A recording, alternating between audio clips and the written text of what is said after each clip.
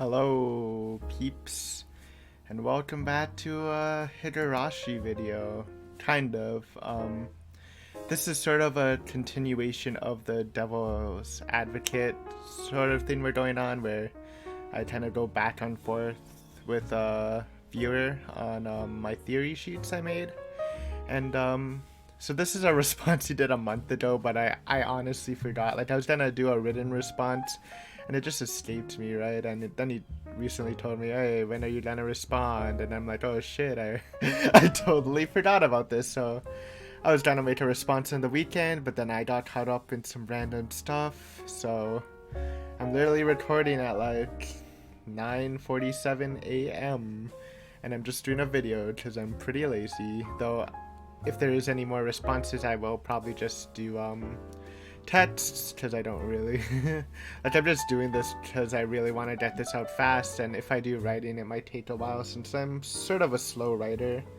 But yeah, this will definitely be my last Watanagashi sort of theory-like video. We are on Totoro Goroshi, and I do want to keep my focus on that 100% instead of constantly looking back at Watanagashi right now. So yeah, I did actually pre-read this. Usually I skim this, but I actually like read everything, so I kind of have an idea of what I want to say in response to him.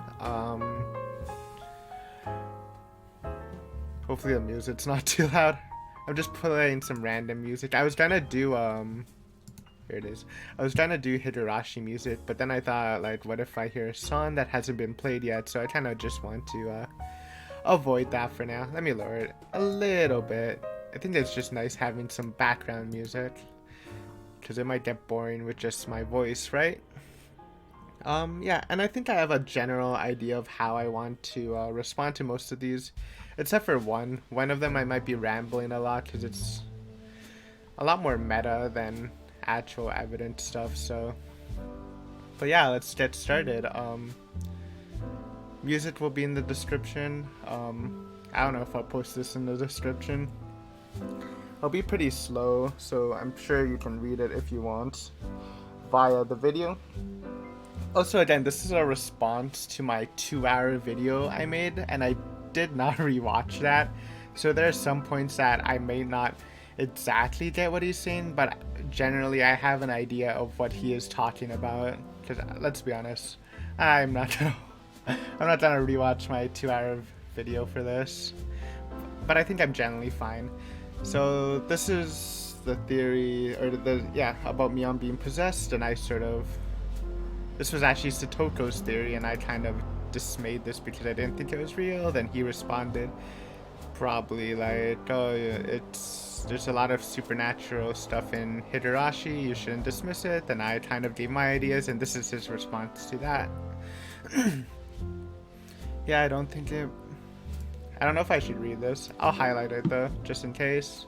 Yeah, I don't think it must be supernatural if you can't explain it as human. I was more or less trying to say don't commit to either angel, human, or supernatural, because there's a chance that not everything follows the same logic, meaning some things might be human and others might be supernatural. So even if you have an explanation from either assumption that you really like, don't be too cocky. That made sense, right? I don't think there's necessarily different entities with different goals. Like Oyashiro-sama's story is pretty heavily tied with demons, so therefore even if there's more than one demon with different like personalities, they'd still work for the same team, Oyashiro-sama, right? But honestly, I don't get overconfident because it's only between two arcs. I'm definitely not trying to sell you on anything, merely just pointing out an alternative angle. It's possible that Mion in Watanagashi wasn't possessed, but Rena was, and Mion used it to her advantage. For example, if you wanted to keep this going in this route. So, one thing I do want to talk about this. First of all, I think my point was, after reading this, I think what I came down to is that I believe that, I personally believe that there is no demonic forces working in Watanagashi, because I was comparing the possessions in Watanagashi, which seemed a lot more coordinated and stuff. So yeah, I will admit that maybe that's not the best thing, and I should be more open to that. I don't think I'm really being cocky, right? I think it's a better word for it is confident, because I get it. You should always be open to different things, but I also think it's very important to at least have some confidence in your theories, right? Like what I like to do is I like to make theories. I'll probably be confident in a couple of them, and then I'll read the next arc, which is more information. Then after that arc, I can look at my theories I'm confident with and start to compare it to the new evidence that I've gotten from the new arc, and then I can change it through that, right? If I'm so like wishy-washy on every theory I do going into stuff, I think it's just gonna be a lot more jumbled, and I think even some of the theory sheets and videos I made won't really hold up, right? Like, it wouldn't be interesting if I'm like, oh yeah, I think that it's not possessed, but it might be possessed. Like, a lot more ifs and buts, right? I think having some sort of level of confidence for when you're making theories and stuff is pretty important. I don't think you necessarily have to be so cautious while making theories, right? Hopefully that makes sense. I like grounding some of my theories, and just because I'm confident doesn't mean I won't change it in the future. I just like having some sort of confidence moving into the next arc. I'm definitely open to changing theories, but these are just like my grounded ideas. So theory 2, Mion is covering for someone. This was Mion's theory from the curtain call. Fair enough, but I feel it's difficult to believe any drama would involve a literal preteen when you have at least a dozen Yakuza men with training who can do it for you, but also logistically speaking, it would be hard for Mion. The Hojos didn't even die in town, for example. So I think his response to the covering thing is he's like, well, Mion was a kid, why would the grandma do that? And mine is like, well, Mion's from a Yakuza family, so I can definitely see the grandma doing it. So I'll just explain my idea a little further. When I say Mion did it, I don't mean Mion did it on her own. I'm sure the grandmother probably had some Yakuza men help her do it. I think my idea is just that Mion will one day be in the position of power to basically guard over the village, so she should have some real experience with dealing with people. And yeah, I don't think it's that hard to believe that a crime boss would send a child to commit crimes. Like, that's just a thing that happens in real life too, right? I don't think she's responsible for every crime, but I do think there's a possibility that she definitely aided in them. Like, if you take the missing people, for example, we don't know 100% what was done for them, but it looks like Mion is very comfortable in the torture chamber. So you can at least assume that she has some sort of experience from torturing people, right? So I don't think it's that bit of a stretch to say that Mion is involved in some of the stuff that happens, right? It's not too crazy, I think. I don't think you actually resolved this one with the mental breakdown thing, because killing everyone in your underground torture chamber is way too obvious of a move, even for someone having a crisis. Especially when you know that the police suspect your family, and you know that the village is kind of afraid of your family because you're a Yakuza family. This seems like Murder 101 here, you know? Don't hide bodies away in your sketchy family's basement. This is probably me saying that, well, Mion has a mental breakdown, so she's not completely thinking things clearly, so that's probably why she wasn't covering for someone, because, you know, she can't actually think properly. And I mean, again, I think this point, I don't think this actually counters my point. Again, you're talking that, oh, it's way too obvious for her to kill people in your torture chamber. But then that's what a breakdown is, right? You're not thinking clearly. This is like a logical thing. Like, yeah, if you have any semblance of logic, you wouldn't do that. But like I said, again, I don't know how much you know about mental breakdowns. I mean, I'm not an expert myself, but I know that you are pretty unstable, whereas you can't really, again, completely think clearly. And I don't even think hiding bodies away in your basement's that bad, because it's, first of all, it's not a basement, it's like an underground bunker, um, a very big underground bunker with like a bunch of tunnels. So that actually seems like a fine place to do it. I mean, obviously you could have probably done something better, like instead of just throwing them in like a pitfall or whatever they had for the bodies, but it's probably a better hiding place than, I don't know, drowning them in, actually, I mean, yeah, drowning them in the swamp, because didn't they successfully like search the swamp and stuff? So I think it's a fine hiding space, especially if police aren't, it's pretty safe from police, right? So even if you don't go with the mental breakdown, I don't even think it's that bad of hiding them in, again, it's not a basement, right? It's a giant base on a property where police are pretty much not able to search because of all the political power they have. So I think that's fine, right? And again, since it's so big, there could be a chance that even if someone did end up there exploring it, they might not even find it because of how crazy the tunnel system is, right? Don't remember what this is, but poking holes in Mion's motives. I know you like to, the commenter like to poke a lot of holes into motives from his response.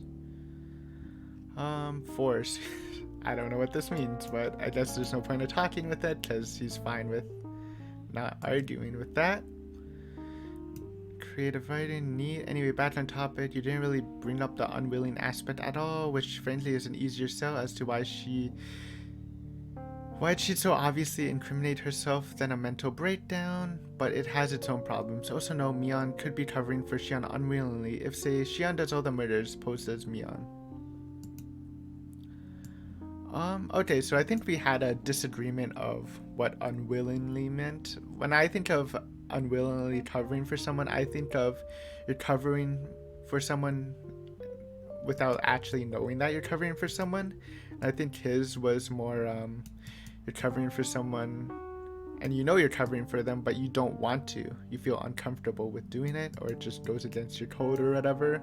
But I think my point was, if you are unwillingly covering for someone, like I thought that was the best example, that Mion was doing it without actually knowing she was doing it, right?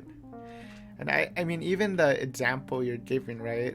If Xion does all the murders posed as Mion and Mion says, oh, she did it, that would be willingly covering for someone, right? In most cases. Because if she didn't want to cover for her, she'd just be like, oh, I didn't commit those murders. Right? You see what I'm saying, right? If Mion is covering for Xion, who committed the murders as Mion, and her saying that, and Mion saying that, oh, I did the murders, would either mean that she's willing, like the only way she's unwillingly covering for Mion, like my definition of unwillingly in that situation is that if Mion actually thinks she did commit the murders, and that's why she's saying she did it, when in reality Xion did it posed as Mion, which could be a possibility, but I don't know, this is just a definition thing. Okay. Theory 3. This was the theory that Xion made in the current hall, saying that... Sorry, I don't know why I just randomly started chewing on a mint. 1 second. I was deep in thought and not noticing what I was doing. Theory 3. Somozaki sisters. So this was Xion claiming that both her and Mion were actually working together to kill everyone, and I think it was to reset the village. That's where the reset theory came, or soft resetting, sort of getting rid of the bad reputation or whatever. But I don't think killing Satoko for a reset theory really holds up either, because if Satoko was cursed, she'd be dead gone with the rest of her family in year 5. Year 2, cursed her parents. Year 4, cursed her brother and her aunt. If Satoko was that much of a problem in terms of the curse, that it would not fit, that it would fit to get rid of her as a reset, she would be dying with Takano and Tomotaki. It would be something Mion would have to do unprompted. Also, this involves the really bold assumption that there's some reason out there that mandates Satoko being killed and that she's really cursed based on the rants of Mion, who according to you isn't even same. I don't think that works. I think this is the equivalent of putting a tarp over a hole.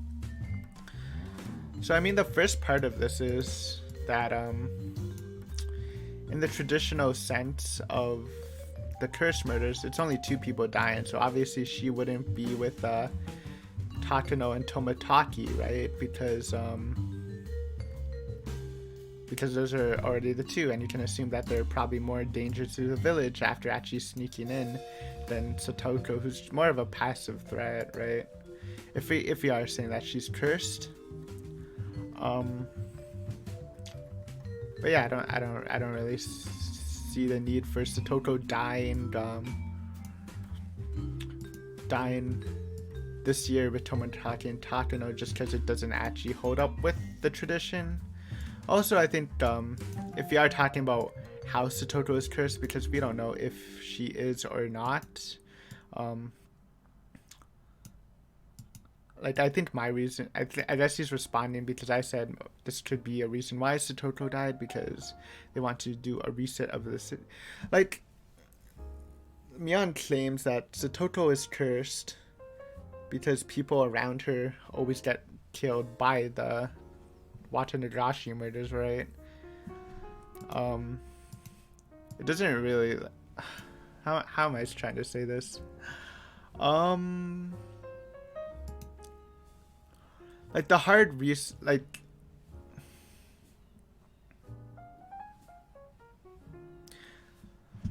I don't think Satoko is, like, a target for the Watanagashi murders. I don't think she holds up as, like, being a threat to the village. I think that was just more of Mion's commentary of that she personally thinks she's cursed because that's why people around her always die, right? I don't think whatever is doing the Watanagashi murders, the villagers, whatever, I don't think it's the curse, but really considers her a threat, especially if she's living with Rita, who's, like, I guess would be her opposite in, like, social standards or whatever in Hinamizawa. And I mean, this is, and the whole purpose of doing a reset doesn't actually, it's not following the will of the village, right? A reset means they just want to clear everything up that is problematic. They want to reset the power structure, and there probably is some involvement that the top leaders, you know, the grandma, who I forgot her name was, I don't know if you said it again. No, you didn't. Okay. I don't remember her name. The grandma, Rita, Kimiyoshi. There's a good chance that they're probably somewhat responsible for the Watanagashi murders, and that's why they're dead. Satoko does, whether she's cursed or not, she has a reputation of being cursed and bringing death around her, so I think that's probably a good enough reason to deal with her. And I think it's, like, I don't know how much I expressed this in my theory video, but I think it's safe to say that the Watanagashi murders, both Takano and Tomotaki, weren't the traditional ones anyways, because they actually found Takano's body, right? Like, that could easily, instead of being like the only Sonozaki sister murders were after that could just be part of it, and the Watanagashi murders just didn't happen that year because, you know, it was the sisters doing it, or whoever, or Mion doing it, whoever the murderer is, right? So I think killing Satoko is fine for the reset, right? Like, the point is to reset all the stigma in Hinamizawa, and obviously Satoko has a lot of negative stigma that might hurt the reputation of Hinamizawa. So I think it's fine. Neat. Ain't got nothing here to say, Chief. Although IRRC but Keiichi and Anatoshi said they...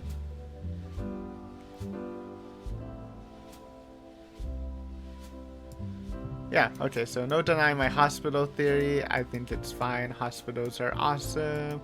Though I do think, if I do revise it, I would say that it's not actually hospitals. It's just the clinic itself in Hinamizawa. Because I actually did look back at something before doing this video, because there was a question that I really thought needed to be answered, so I can actually say with confidence what I feel about that situation. But it did actually say that Keiichi actually went to the clinic before going to the hospital, like the final hospital. So I think that, like when he got stabbed, the parents brought him to the clinic first. So the fact that he had interactions with both the clinic and Watanagashi and Anatoshi kind of makes me lean towards it being the clinic rather than the hospital in that faraway place. Because I thought the hospital was actually in the hospital he was in Otonomiya, but it was somewhere farther away, right? Theory 5, Mion's motivations. I don't think killing Satoko evidence-wise is a good idea. Killing her might buy Mion a little more time compared to leaving her alive, and she goes to the police immediately, but again, killing her just leaves more evidence pointing at Mion that she's killing people. The police didn't even need the soy sauce scene because they were suspecting her since Kimiyoshi vanished. They were already on a trail. Another body incriminates you. Truthfully, the smartest way to go about a power play strategy. So this is in response to my one of my things that I think Mion could have done the murders for was to gain power by killing all the powerful people in the village. Rika, Kimiyoshi, the grandmother, she would pretty much be the top dog. So that was one of the motivations I came up with. Well, technically, Uishi came up with it at some point. The smartest way to go about a power play strategy would be to kill Rika without having to involve Satoko at all, which is hard because they live together. But it also means you definitely wouldn't lure out Rika while they're both at home, because Satoko would know. And it would necessitate you kill her, which would incriminate you. Basically, logically speaking, if power play is your goal, then you would not involve Satoko, and if a power play was your goal, it would be fine to have the patience to find a way not to involve Satoko. So for the first point, or I guess the first half of the point, I don't know if you noticed this, but I think you're not actually making that big of a point at all. In fact, you're agreeing with me that it's better to kill Satoko anyways. So in this situation, not looking at this, the situation where Satoko's calling Mion because she knows that Rika went over. Sorry, I need to lower this music a bit. It's messing up my thinking. So in this current situation, it is always better to kill Satoko than to leave her alive, right? And what you're saying is, yeah, if you leave her alive, she might tell the police, giving her less time because the police would have more reasons to investigate her and might even have more pressure that a person that went missing last night was last seen going into the Sonozaki household, compared to the Mion kills Satoko and there's more suspicion on the house. I think the direct evidence that Satoko would give to the police is a lot stronger than the suspicions for Mion killing Satoko, right? Like you said, killing her might buy Mion a little more time comparing to leaving her alive and going to the police, right? Immediately. It leaves more evidence, but ultimately it gives her more time, which is what she's probably looking for. Like, I just don't, I don't see, I think in that situation it's just 100% the right play to kill Satoko, because there's just if you're gonna get basically either way, there's gonna be more evidence pointing to Mion doing it, whether she leaves her alive or not. So you might as well go for the less direct evidence by killing Satoko. I think this is a pretty strong point, and this just kind of aids it because you kind of admit it yourself while you were talking about it. And again, it doesn't matter like if the police were already on the trail. It just gives them more pressure because obviously the Sonozakis are kind of blocking them because it's only suspicion, right? But if Rika actually was last known going to the house, then that probably might even be too much for the Sonozakis to handle. Like it might not lead to investigation, but it would at least lead to like some questioning and stuff. So I just think it's 100% better in that situation to kill Satoko. And as for if like the situation doesn't make sense at all, I guess this is more disproving the motive, which is fine.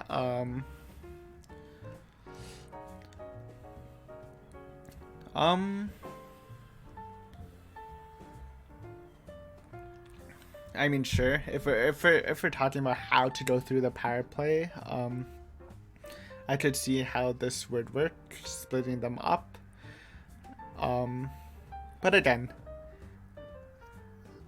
that's like treating, because we can't treat everything like all the crimes as some sort of perfect thing, right? Because again, in most mystery novels, the crime is usually solved because there's some sort of mistake that the killer made, and I think it's perfectly reasonable to say that this might have just been an oversight by Mion herself, not expecting, not completely taking into factor Satoko and Rika's like relationship and stuff being involved with each other. I mean, she obviously knows that they live with each other, but you know, I don't think you need to think that everything Mion does is completely logical. I think that it's perfectly fine for her to make mistakes, or at least have the idea that she makes mistakes, and this could just be an example of her not completely realizing that this plan wasn't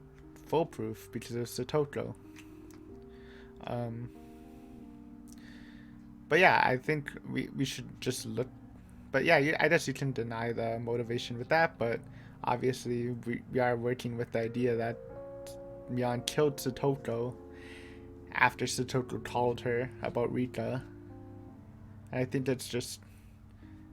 the reason why Satoko died is pretty, at least if you're going by if you're weighing evidence standpoints, it's pretty like clear to me, at least.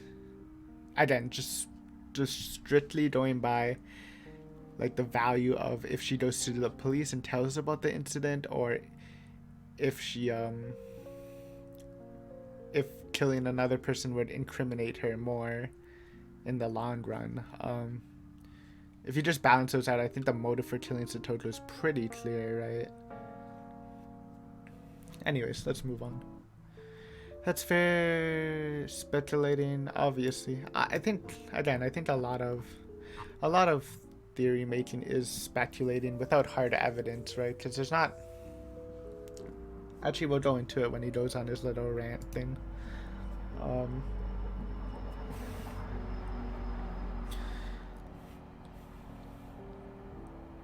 The Keiichi thing, I forgot what I said about Keiichi. Shit. Well, okay, I think it's hard to know what the plan was for Keiichi, but whatever it was did not come to pass, at least in the storehouse. But she went back for him, and that's pretty incriminating on its own. Plus, she stabs him. She's like, I did it. I killed everyone I wanted to kill, which does seem to suggest she wanted him dead. So again, I don't 100% know the motives. I think the idea that like I did say what.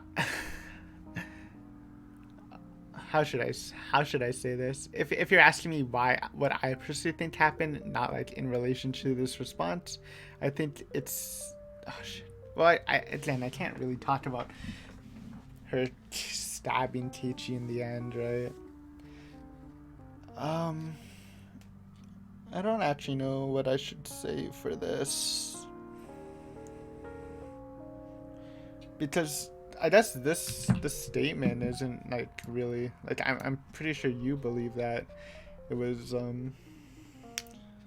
Shion anyway, so I don't know if this statement's even relevant, because her going back and stabbing him is like such a probably the most like sketchy part of the story, right? So I can't really have a strong, hard statement for this if it's such a like wavy statement, right?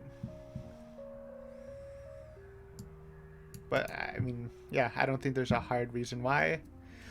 Oh, what do I wonder? Okay, I'm just gonna say the reasons what I think. Oh, fuck, I can't. I can't. It's like two questions, right? It's like, what was the original thing, and then why did she stab him after the thing? I think the original thing, it could have been anything. It could have been to torture the captive person, whether it was Shion or Mion, whatever, that was in the cell. It could have been just to kill him. There's that. And I think if you split it up into two, why did she stab him? It could have been for like the, not like Mion herself, but for the mysterious group acts to like send him to the clinic, then the hospital. That would go with my hospital theory. It could be that she was possessed. It could be that she really just did want to kill him, and she let him go in the storehouse because I don't know. She didn't descend into madness. I don't know. There's a lot of ways to answer that, and none of them are really hard for me or set in stone for me at this moment. And this part, okay, this is a good meme.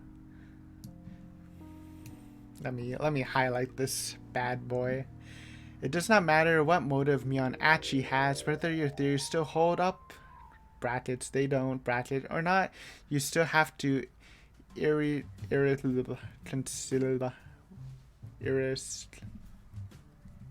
sorry, I don't know what that means. Actually, I do know what that means, but I don't know if it's the right word because I can't pronounce it for some reason.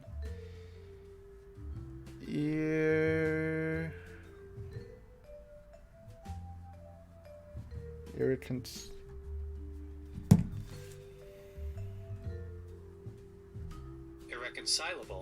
Irreconcilable. Representing.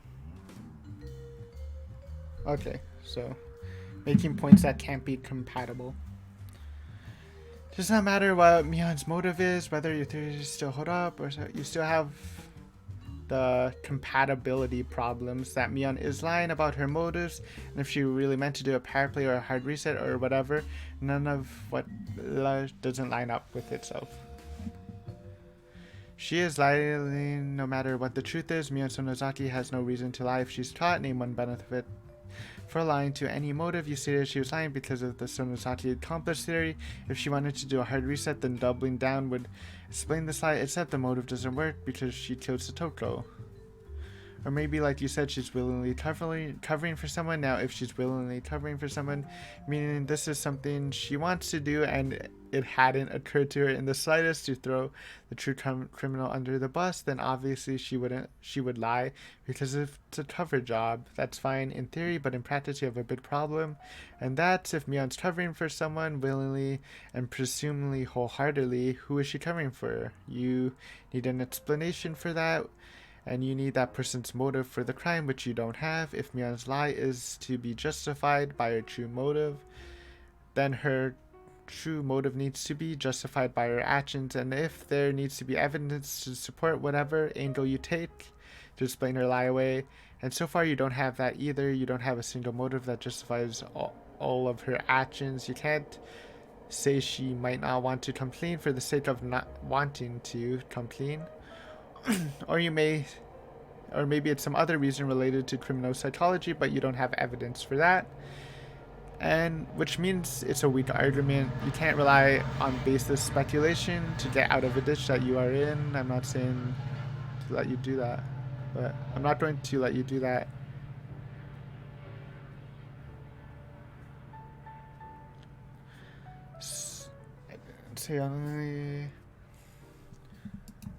Okay, so this is what you call super hardlining, where,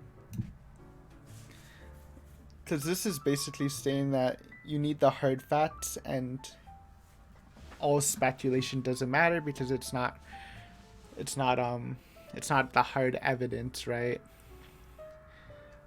And sure, I mean, hardlining is something I'm not really a fan of. I think a lot of theories in general is mainly speculation using some sort of evidence. Like, I don't think theories have to be made of 100% hard evidence, right?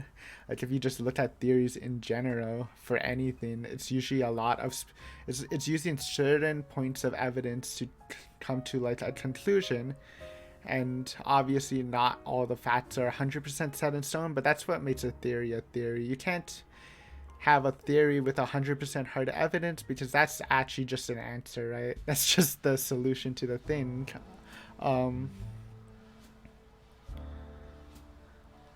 and you're going really hard with motives, and I think that's almost kind of weird when you're relying on hard evidence that much, because motive, to me at least, is more just of a it's like the sprinkles, right? Like, you can make a pretty good theory with using hard evidence without a motive, but you can't really make a good theory using a motive without hard evidence, right? It's more of a like a cherry on top, or like at least like the candle to complete the cake, right? It's not, you don't make theories out of motives. That's why I can say like I can say a theory that doesn't, like, I can say that she's lying or whatever the theory is, and I don't need a perfect motive, because motives are really interchangeable, while the facts of the crimes aren't, right? They're always solid.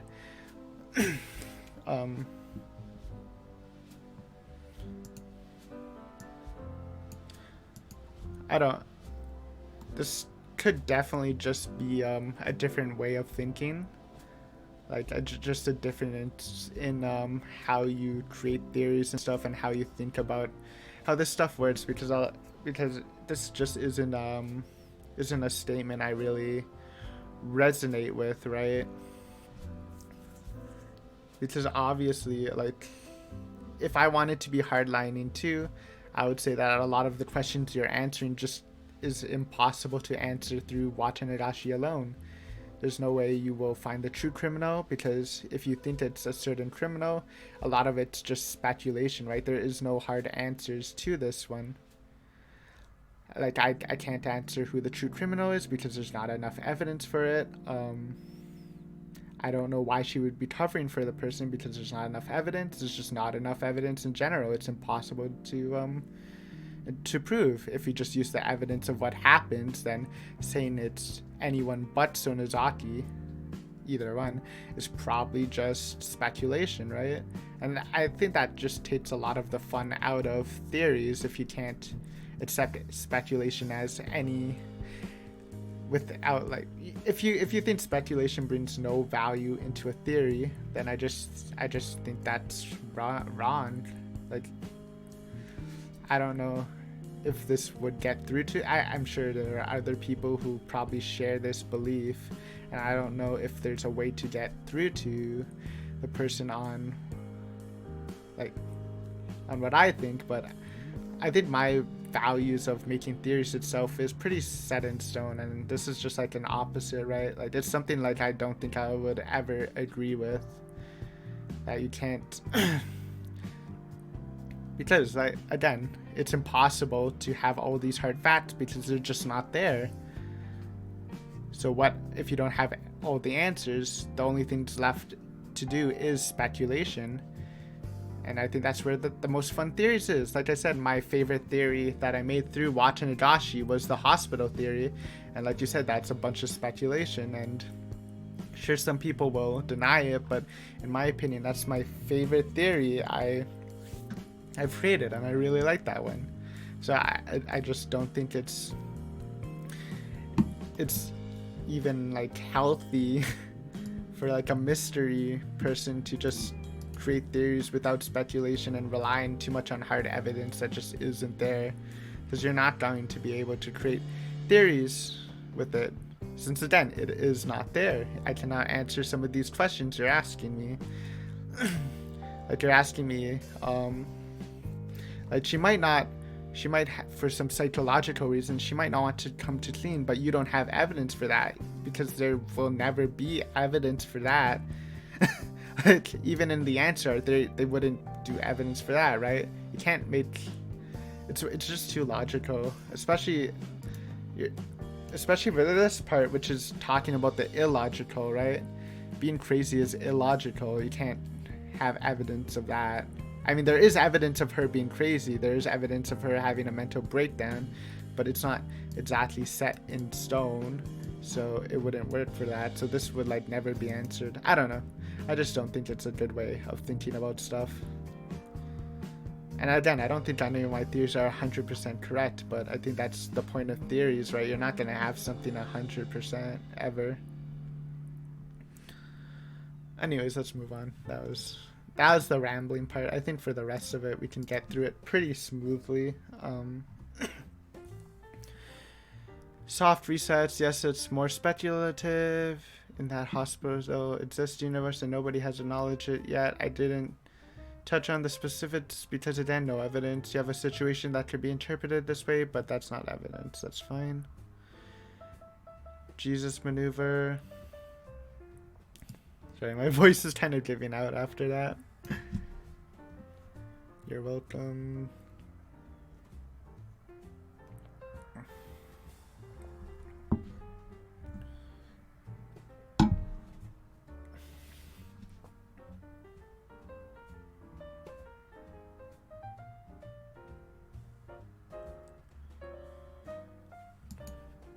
Yeah, this isn't really an argument. Again, my Takano Mio theory, if you didn't see, was that it could have easily been a different person, or it could have, like the Takano Mio they knew, could have been someone using someone's identity, because we don't have too much background information on her, and she's friends with someone using a fake identity, etc. Or he mentioned that in the hospital universe they could have played with the DNA or whatever. Meme theories, curse, cult, Rena.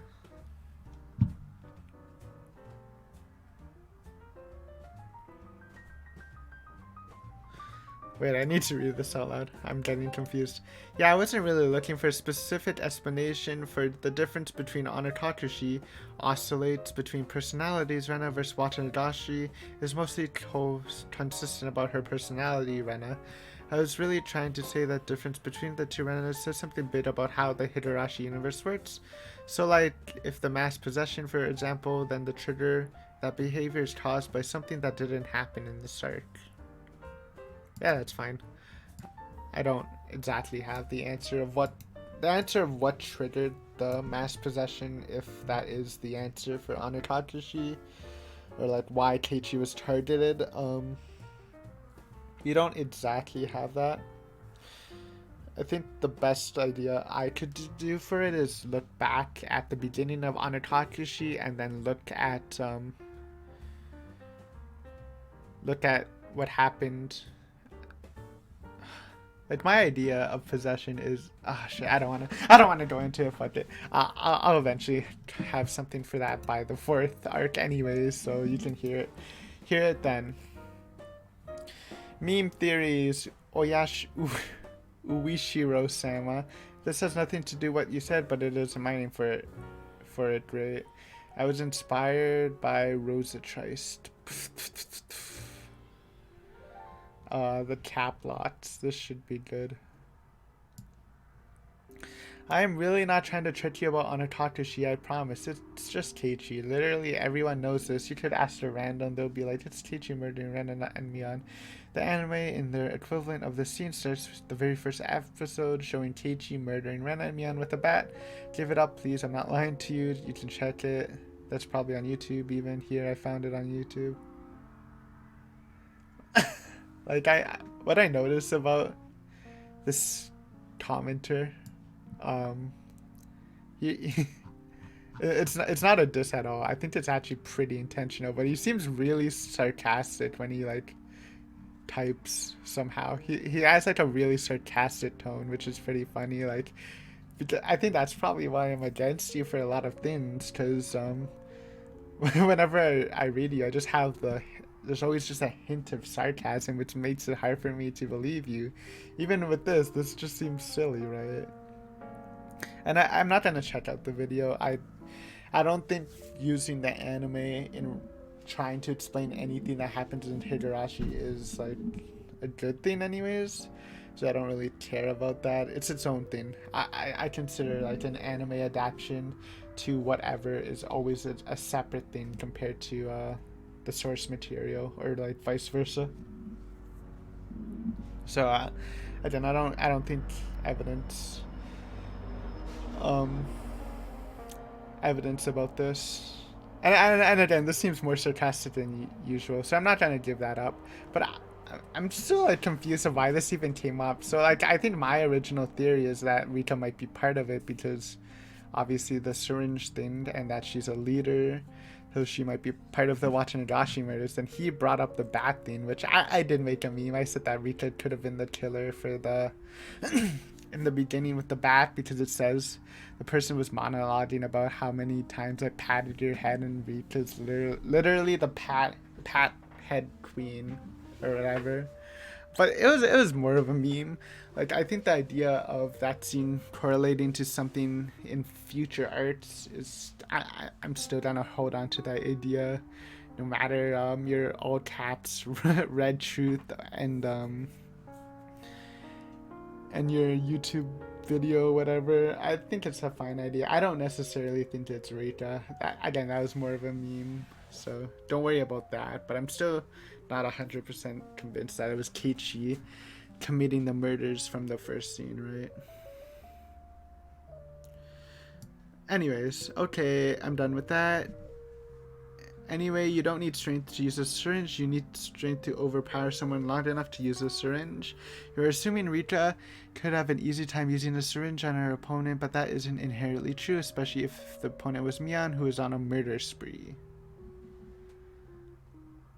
True. I think there would be more of... I don't know. I don't know 100%. No, what we know is, like, my idea of if Rito was part of like a bad group or whatever, she might have been ordered to go to Mion and take her by surprise to do the syringe. I know for syringes you need to like be very pinpoint accurate. Like, I can think of some random things that might have been plausible, but that is true. I don't think she's gonna overpower Mion and inject the syringe to her. And we don't exactly know what the drug does, right? Whether it puts them under their control or whatever. But I mean, this is fine. Clones. This was my thing, that they made clones. And using clones would be a lot easier to explain shit. Like, you can explain it for resetting the arts. You can explain it for the Mion murder, using like the dead clone from Watanagashi in the well. And then the Watanagashi Mion could have just stabbed Keiichi. Here's the thing, Chief. You can make a drug really easily and then not put it in a database. Making a drug off the record is wildly different than making a whole village worth of human clones. You see, you say this, but we can be under the assumption that that whatever the organization is probably pretty wealthy, right? I would assume so if they are making a drug and drug testing a village. Obviously, it is a pretty big leap, but I don't think it's like this impossible leap we're making, right? And making an unreadable drug, actually, I guess it isn't as hard. But I mean, in today's society, it would be hard. But this is older society. But again, that was more of me having fun after all the work. Alright, this is the one I kind of really want to ground myself on, at least until I finish tutorial Doroshi. So I'm gonna like answer, because this is probably the bigger question in that Watanagashi poses, right? So Sonozaki switcheroo. No, there's zero possibility that Shion could have the tattoo. More red truth. Lamau. It was done to distinguish him and made me on the head. The fact that they never explicitly state this for you because they assume you understood the purpose of the tattoo. If you watch the opening, which is a banger, you can see only one of them has a tattoo. I'll even show you. They play this in front of every episode, even when Shion doesn't exist, like all of Anakashi. You're just supposed to know this, the end. So I think this is a really bad point. Like this. Okay. Again, ignoring the red truth. I'm sorry. Your red truth has no power over me. You're not a witch or wizard. um, but the point of the tattoo, from my understanding, isn't to distinguish Mion as the head. It's to distinguish the Sonozaki head. So it could easily. There can be so many like weird ways you can make it so that Shion could have the tattoo, like some weird like name switches, like with their identities and shit. There's like so much you can do. Um, but yeah, it's the tattoo wasn't made for Mion. It was made for the head of the thing, and Mion might not be the head. Maybe this is some Yakuza shit where they sort of like hide the head, so if anyone goes after them, they'll go after the wrong person, and maybe that explains why Shion has her own like personal butler, even though she's a personal bodyguard that we met in one of the hints, even though she's not the head of the person. Well, Mion kind of just rides solo most of the time, and like this opening again, first of all, again, it's from the anime. I don't consider the anime anything anyways, but the, this picture's just showing two Sonozakis, and one has a tattoo. I mean, I guess you're saying it's Mion because of the haircut, but we've already seen that they could perfectly, or not perfectly, but pretty well like disguise themselves as each other. So like this doesn't actually do anything. It just shows that yeah, the tattoo exists. I think saying that the tattoo exists is a fine statement. I agree, the tattoo exists on someone, but this doesn't actually prove that it's Mion anyways, right?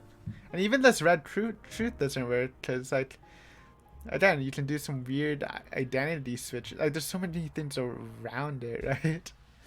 So I think my thing is fine. I don't think that actually hurt me too much.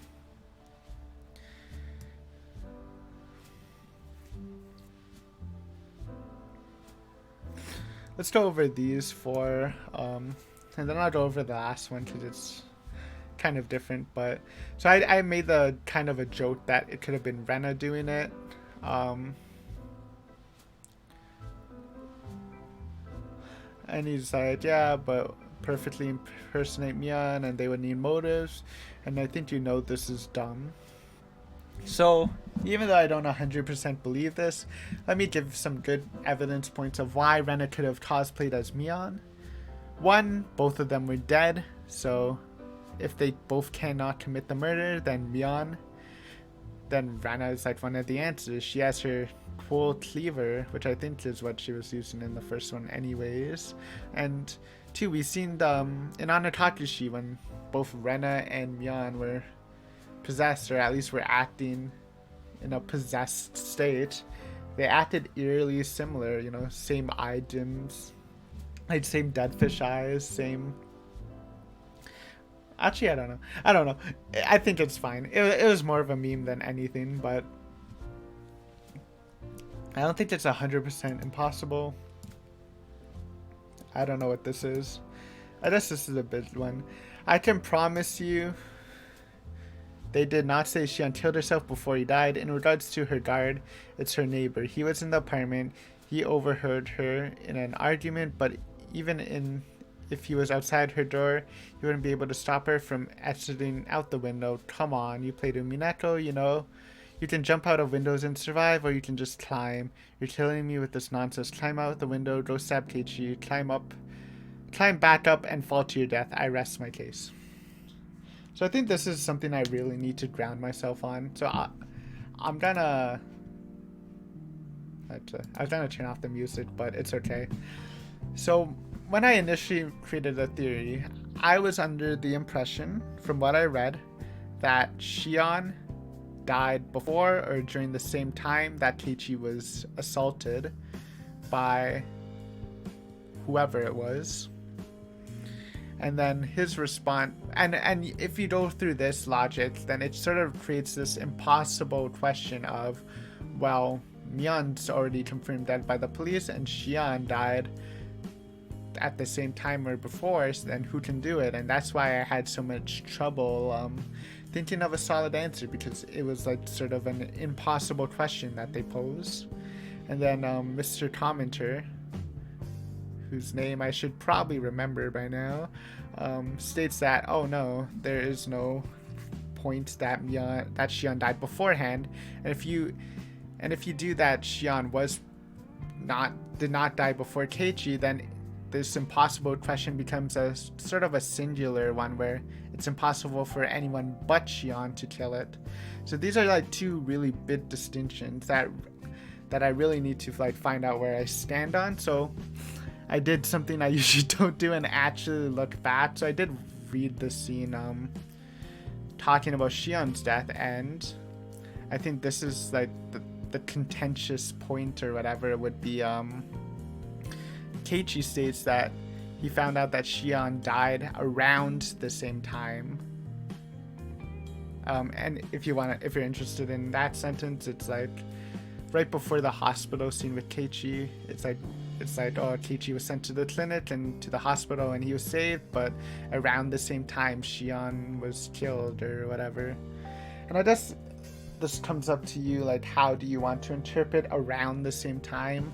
My like idea, like, I'm sure, again, this isn't from the police itself. This is probably Keiichi learning it from a newspaper or the news that Shion died around the same time, which I believe is around 10 o'clock, maybe like 10:30 or stuff, because that's when Keiichi turned off his lights.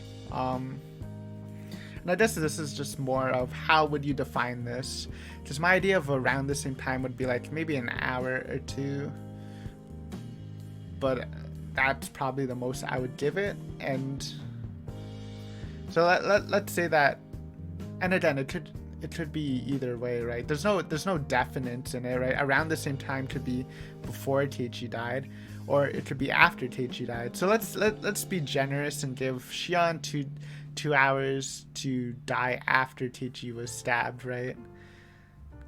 And this is actually kind of cool, because I remember having a conversation with another viewer, not about this scenario, but it was about the distance between Otonomiya and Hinamizawa. So I think he stated that it's probably about an hour from Otonomiya by train. And I don't know if this is 100%, but if I were to believe him, then sure. Let's say it's an hour by train.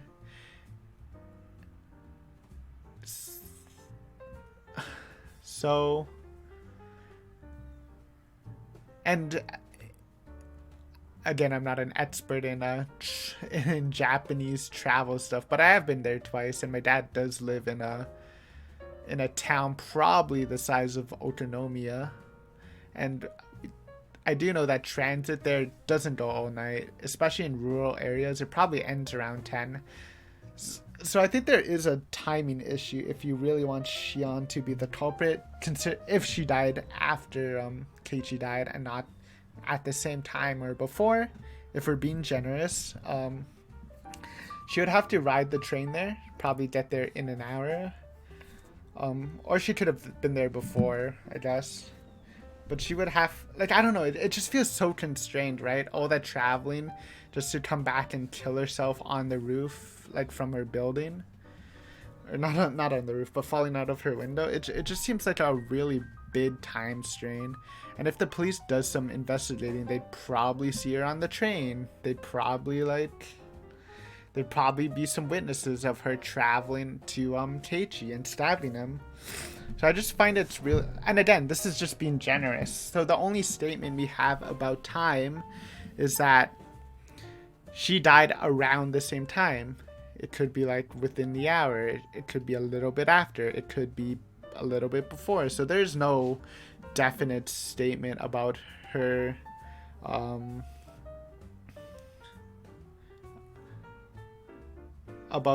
killing herself before he died. But we know it's pretty close. And because of that, I'm just going to trust my understanding and say that it's pretty really hard for Shion to kill Keiichi. And that kind of leads me back to the impossible question of, if it wasn't Mion, if it wasn't Shion, then how could we solve this? If you understand. Again, I'm going by what they said. They said around the same time. And I think that's, and again, I'm gonna just trust the source material over my commenter friend. Because again, the point of this is trying to make me think more, and again, that I guess that helped because I did look at the statement again, and that's what it says. So I think I'm fine with that. So for the last part, at least for the first part, I think what I was saying was, I was trying to say that there should be a possibility to discern them after the disappearance of Shion, and I was trying to give I was giving the example of the one part we do know that Shion or Mion was dressing up as Shion, and it was when they had their date. There's like that little spooky circle thing, and then Shion, aka Shion, was giving Keiichi like a history rundown of like the protests in Hinamizawa. And then later on in the story, when Shion was explaining to him,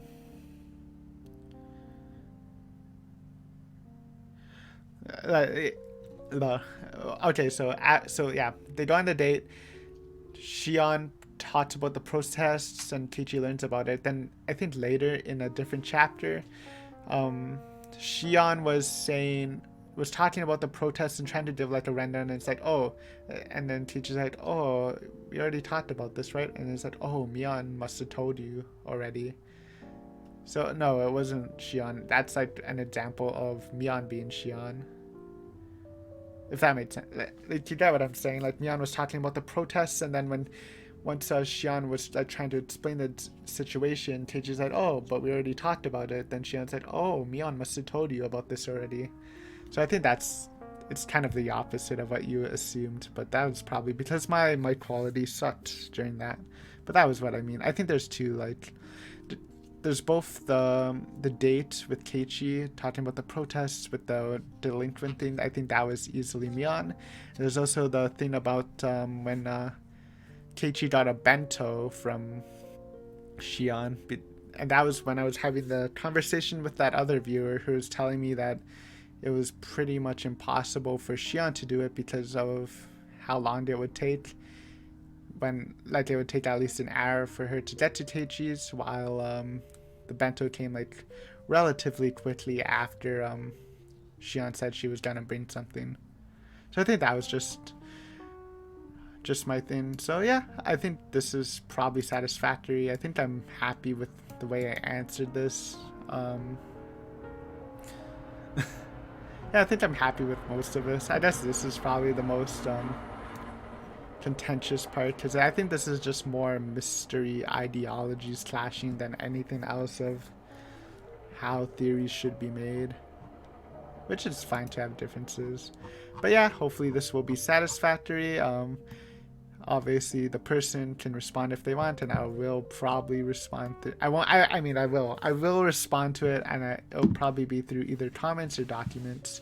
I won't be making another video because, again, I just want to focus on Totoro Goroshi rather than going back to Watanagashi constantly. So there you go, my grounded thoughts. Hopefully you enjoyed this video. It was an hour again. I thought it would be shorter, but you know, once I go off, I have to go off, right? Anyways, it's fun as always, and even if you're not the person, if you have any comments about it or any of my theories, feel free to leave it. I'll answer you, I swear. That's pretty embarrassing considering my 24-hour policy, and I left it hanging for a month. So sorry about that, and hopefully that doesn't discourage you too much. But this was fun, and as always, I hope you have a good day. It's actually like very snowy today in Toronto, so that's gonna be fun when I go out. I'm lying, by the way. but yeah, anyways, have a great day, and see you soon with more Higurashi. Woo!